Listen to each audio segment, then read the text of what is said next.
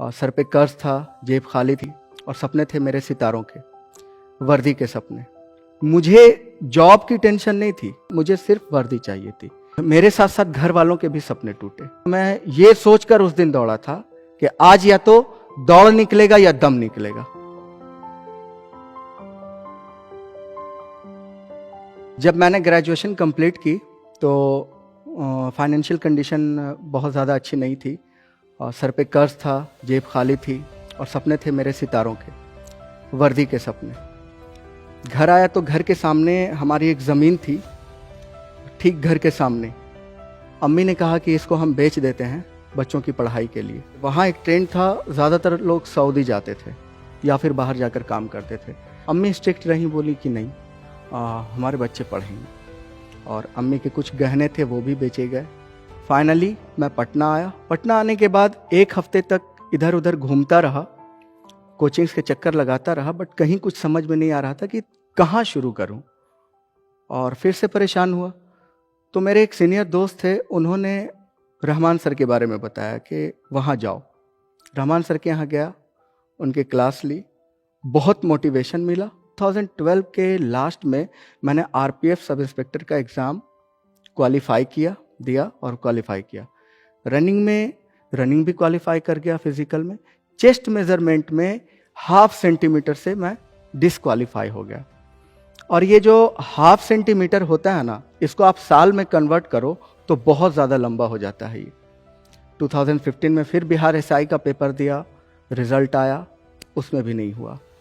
अब मैं अंदर से टूटने लगा।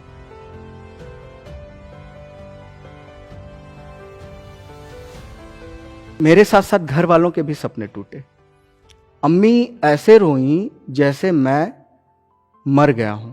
पहली बार पापा की आंखों में आंसू देखा। हमने कभी पापा को रोते नहीं देखा था। सब पापा, भाई, बहन सब रो रहे थे। मतलब मैं अंदर से बहुत टूट गया। अब लोगों के ताने भी मिलने लगे। कुछ लोगों ने सलाह दिया कि वापस इसको भी गल्फ भेज दीजिए, कहाँ आप पैसे बर्बाद कर रहे हैं। मुझे जॉब की टेंशन नहीं थी। एक दिन अपने रूम में था घर पे, तो पापा आए रूम में, पूछे कि क्या हुआ, कब जाओगे, फिर प्रिपरेशन करना है ना। तो बोला कि पापा अब नहीं हो पाएगा हमसे। तो पापा मेरे बगल में बैठे और बहुत खामोशी से पापा ये बोले कि देखो बेटा, तुम लोगों के लिए मिसाल बनोगे, तुमको अब मिसाल बनना है।